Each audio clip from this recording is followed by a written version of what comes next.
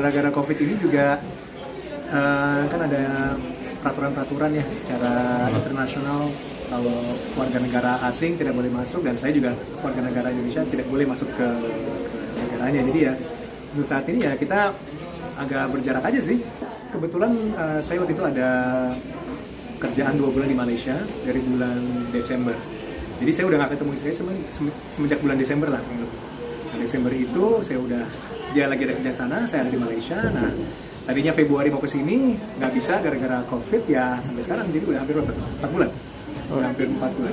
Jadi ya paling kan cuma video call atau nggak WhatsApp call. Juga kan di sana kurang lebih berapa jam ya? Sekarang ini masih jam 7 pagi. Jadi kurang lebih 6 jaman ya. 6 jam ke belakang sih ya, karena kan yang terpapar COVID itu cukup tinggi. Kebetulan adik saya juga lagi di sana tuh, adik saya dan suaminya.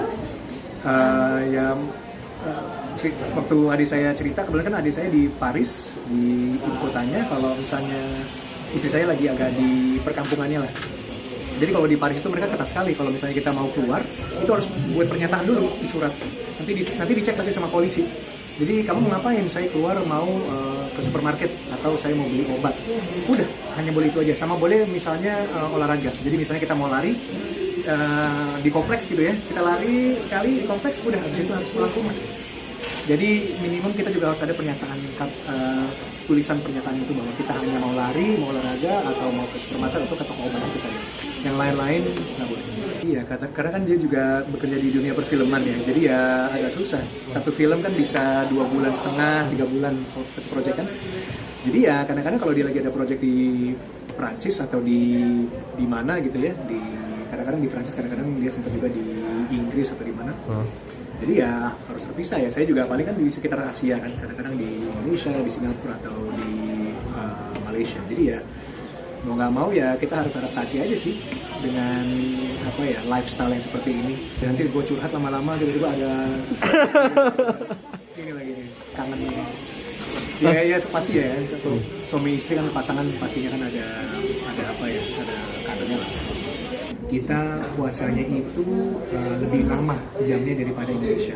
Sahurnya itu bisa misalnya jam 4-an atau sebelum jam 4. Buka puasanya setiap hari itu beda-beda jamnya, makin mundur. Jadi setiap kita menjelang Ramadan setiap hari, itu buka puasanya bisa lebih lambat. Sampai-sampai kadang-kadang buka puasa itu bisa jam 8.30 atau jam 9 malam. Bayangkan. Di Indonesia kan kita jam berapa ya? Jam 5 sampai jam 6 lah sampai maghrib. Nah, di sana maghribnya kan karena terangnya lama, jadi ya tunggu gelap dulu. Gitu. Jadi kadang-kadang maghribnya itu bisa jam 8, bisa 8.30. Itu sih. Jadi kalau menurut saya sih lebih susah di Selandia Baru ya, kalau untuk puasa lebih susah di sana.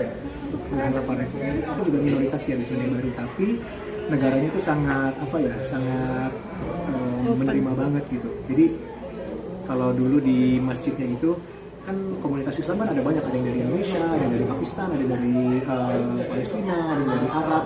Ya udah ngumpul aja di situ, dan semua sangat sangat asik aja. Dan sekitar orang-orang New Zealand tuh mereka toleransinya tinggi sih, jadi kita merasa juga diterima gitu dengan budaya mereka juga. Jadi ya sangat oke sih.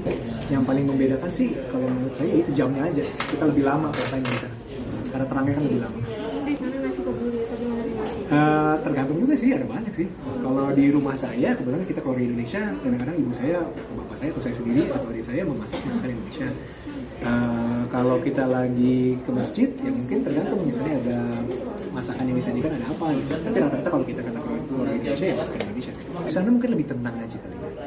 Dan saya rasa di sana tuh karena kota saya kan kecil ya, cuma ada 450.000 orang. Selandia Baru total populasinya cuma ada 4,6 juta orang, bayangin total negaranya, jadi negara kecil. Jadi mungkin waktu saya kecil dulu puasa tuh misalnya kan saya hanya sendiri ya, jadi setiap kali ke sekolah orang-orang pada makan ya saya puasa. Perbedaannya gitu aja sih. Dan justru kita merasa bahwa kita lebih diuji aja di sana gitu, lebih susah di luar negeri. Tapi kita juga merasa fine aja tuh. Mau teman itu dulu saya puasa, teman-teman saya kan ada yang orang ada yang Kristen, ada yang dari juga budaya-budaya lain, dan mereka makan di depan saya juga saya nggak merasa kenapa gitu. Jadi itu yang saya senang sebenarnya. Satu yang saya bisa petik bahwa kita puasa buat kita, bukan buat bukan buat yang lain-lain gitu. Jadi ngapain kita ngelihat orang mau makan ya sok atuh aja, mau makan di bulan puasa silakan, kalau ada yang mau ini ya mangga aja gitu. Itu yang saya belajar sih, yang saya petik dari Selandia Baru gitu, bahwa ya puasa ya buat saya.